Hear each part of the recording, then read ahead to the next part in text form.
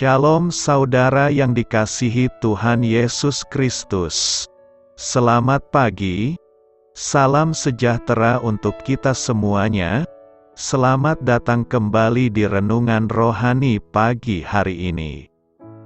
Semoga saudara yang terkasih dalam keadaan sehat selalu. Kiranya damai dan sukacita Roh Kudus melimpah di dalam hati dan kehidupan saudara semua, sebelum kita mendengarkan renungan firman Tuhan.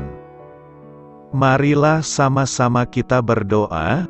Bapa kami di dalam kerajaan sorga, Bapa yang kami muliakan di dalam nama Tuhan Yesus Kristus, kami mengucap syukur Bapa. Oleh karena perlindungan-Mu di sepanjang malam hingga pagi hari ini, kami boleh bangun dengan tubuh yang sehat, kuat, dan diberkati Tuhan. Pada pagi hari ini Bapa, kami mau mendengarkan firman-Mu. Berbicaralah ya Bapa, jamah hati kami, berikan kami pengertian untuk dapat memahami firman-Mu, dan dapat kami lakukan di sepanjang kehidupan kami. Terima kasih Bapa, di dalam nama Tuhan Yesus Kristus, kami berdoa, amin. Sahabat suara kasih, ayat pembacaan Alkitab kita hari ini terambil dari Yakobus 3 ayat yang ke-13 sampai 18. Yakobus 3 ayat 13 sampai 18. Siapakah di antara kamu yang bijak dan berbudi? Baiklah ia dengan cara hidup yang baik, menyatakan perbuatannya oleh hikmat yang lahir dari kelemah lembutan. Jika kamu menaruh perasaan iri hati, dan kamu mementingkan diri sendiri, janganlah kamu memegahkan diri, dan janganlah berdusta melawan kebenaran. Itu bukanlah hikmat yang datang dari atas, tetapi dari dunia, dari nafsu manusia, dari setan-setan. Sebab di mana ada iri hati dan mementingkan diri sendiri, di situ ada kekacauan dan segala macam perbuatan jahat. Tetapi hikmat yang dari atas adalah pertama-tama murni, selanjutnya pendamai, peramah, penurut, penuh belas kasihan dan buah-buah yang baik, tidak memihak dan tidak munafik. Dan buah yang terdiri dari kebenaran ditaburkan dalam damai, untuk mereka yang mengadakan damai. Sahabat suara kasih, ayat emas renungan kita hari ini adalah Yakobus 3 ayat 16 sampai 17. Sebab di mana ada iri hati dan mementingkan diri sendiri, di situ ada kekacauan dan segala macam perbuatan jahat. Tetapi hikmat yang dari atas adalah pertama-tama murni, selanjutnya pendamai, peramah, penurut, penuh belas kasihan dan buah-buah yang baik, tidak memihak dan tidak munafik. Judul renungan kita hari ini adalah Jangan Asal Bicara dan Bertindak, ditulis oleh Debbie Holloway. Sahabat suara kasih, baru-baru ini, saya berpartisipasi dalam diskusi kelompok kecil, yang membahas tentang menjadi rendah hati seperti Tuhan Yesus. Pemimpin diskusi kami membagikan beberapa ayat Alkitab, sebagai bahan renungan dan salah satunya seringkali terngiang-ngiang di kepada saya. Ayat itu dikutip dari Yakobus 3 ayat 17. Tetapi hikmat yang dari atas adalah pertama-tama murni, selanjutnya pendamai, peramah, penurut, penuh belas kasihan dan buah-buah yang baik, tidak memihak dan tidak munafik. Tuhan Yesus selalu mencari hikmat lebih dulu, sebelum Dia berbicara dan bertindak. Sebagai orang Kristen, kita harus terus-menerus mencari hikmat ilahi ini, dan menerapkannya dalam hidup kita. Lalu seperti apa rasanya memiliki hikmat Allah?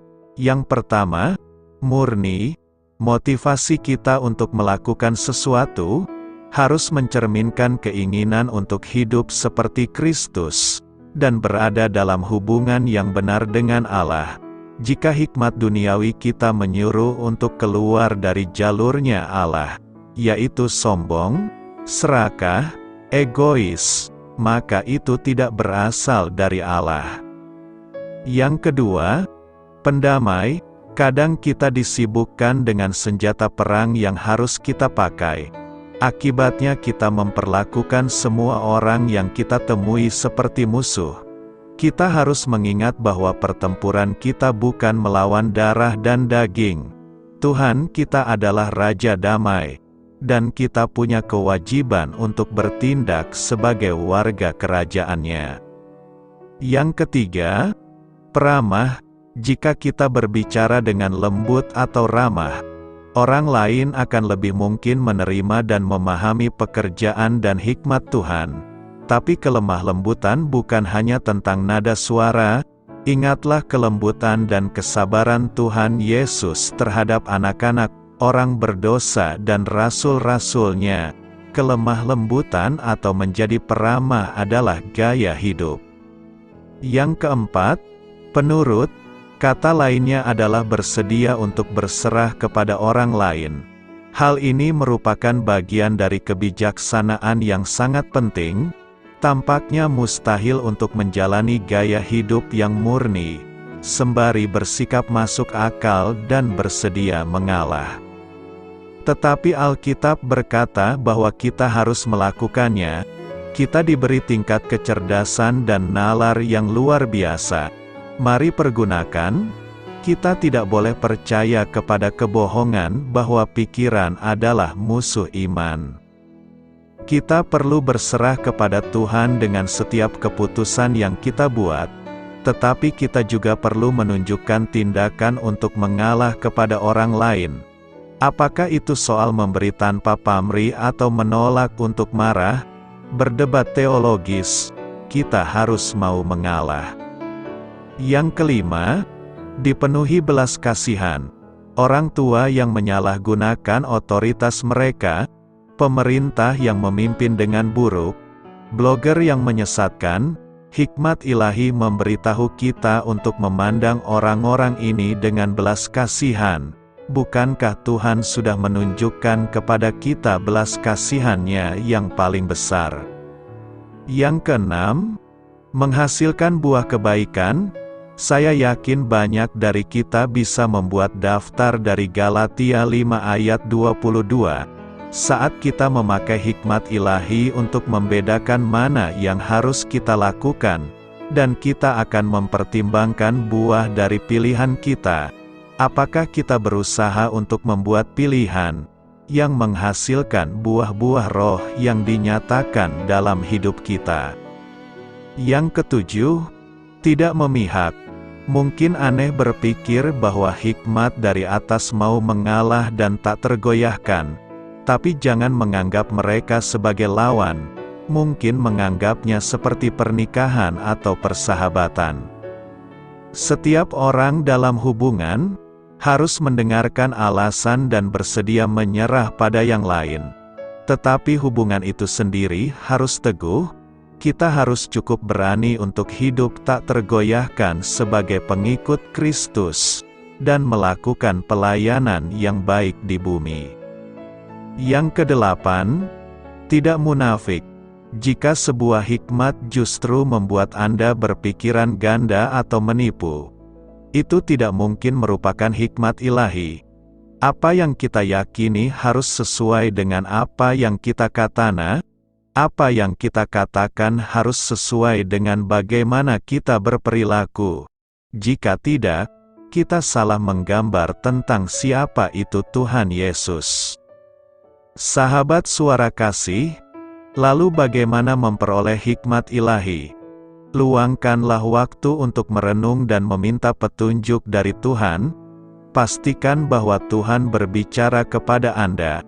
Sebelum Anda berbicara dan bertindak, marilah kita renungkan.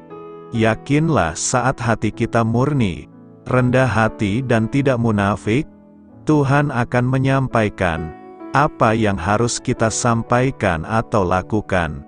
Amin. Tuhan Yesus memberkati. Sahabat Suara Kasih, demikianlah renungan firman Tuhan pada pagi hari ini. Semoga menjadi berkat bagi hidup kita, dan sebelum kita memulai segala aktivitas kita di pagi hari ini, marilah kita berdoa. Bapa kami yang di sorga, Bapa di dalam nama Tuhan Yesus Kristus, terima kasih Bapa, karena Engkau sudah menjadi Allah bagi kami. Kami juga bersyukur Bapa, untuk pertolongan-Mu, penyertaan-Mu, dan atas berkat-Mu di dalam kehidupan kami. Kami berbahagia dan bersyukur Bapa, untuk kebaikan-Mu di pagi hari ini. Tak berkesudahan kasih setia-Mu, tak habis-habisnya rahmat-Mu, selalu baru setiap pagi, besar kesetiaan-Mu di dalam hidup kami. Terima kasih untuk firman-Mu. Pada pagi hari ini ya Bapa, kami mau belajar dan terus belajar tentang firman-Mu. Firman-Mu yang menguatkan dan meneguhkan iman percaya kami. Firman-Mu yang mengubahkan kehidupan kami. Kami mau berjalan bersama dengan Engkau di sepanjang kehidupan kami Bapa, agar kami tidak tersesat di dalam dunia ini. Terima kasih Bapa, buat kesempatan dan nafas kehidupan yang masih Engkau berikan. Kami mau memakai kehidupan kami untuk hormat dan kemuliaan nama-Mu. Segala pergumulan dan masalah hidup kami serahkan di dalam tangan-Mu. Engkau yang akan menyelesaikannya bagi hidup kami. Kami hanya berharap kepada-Mu, Bapa. Hamba berdoa untuk saudara-saudara kami yang sudah mendengarkan renungan firman-Mu pada pagi hari ini, yang saat ini sedang mengalami sakit penyakit, pergumulan, masalah, kebutuhan ekonomi. Kiranya Engkau yang jamah, sembuhkan dan pulihkan. Berkati juga perekonomian mereka, serta berikan jalan keluar di setiap pergumulan masalah yang mereka sedang hadapi. Dan ajarlah kami Bapa, untuk selalu berharap dan percaya sepenuhnya kepada Tuhan Yesus. Kiranya Engkau yang terus memberkati kehidupan kami, keluarga kami, dan sanak saudara kami. Daerah tempat tinggal kami, bangsa dan negara kami, pemerintah-pemerintah kami, biarlah semuanya dalam perlindungan-Mu Bapa, dan jadilah sesuai dengan kehendak-Mu yang terbaik di dalam kehidupan kami. Dan pada pagi hari ini ya Bapa, kami mau berterima kasih buat perlindungan-Mu di sepanjang malam yang telah kami lewati. Pagi hari ini, kami akan memulai aktivitas kami sebagaimana mestinya. Kami yakin dan percaya perlindungan-Mu tetap ada di dalam hidup kami, dan juga di sepanjang hari yang akan kami lewati ini. Terima kasih Bapa. Inilah yang menjadi doa dan permohonan kami. Dalam nama Tuhan Yesus Kristus, kami berdoa. Amin. Sahabat Suara Kasih, saya mengundang saudara sekalian untuk berdoa secara pribadi kepada Tuhan. Marilah kita sampaikan apa yang menjadi harapan, pergumulan, masalah, atau hal-hal yang sedang membelenggu hidup kita saat ini. Mari kita berdoa dengan penuh keyakinan dan penuh kepercayaan kepada Sang Pencipta, Pelindung, dan Pemelihara bagi hidup kita. Mari kita serahkan segala pergumulan kita dan harapan kita, sembari mengakui dosa-dosa kita, dan berserah penuh kepadanya. Marilah dari kita masing-masing berdoa secara pribadi kepada Tuhan. Marilah kita berdoa.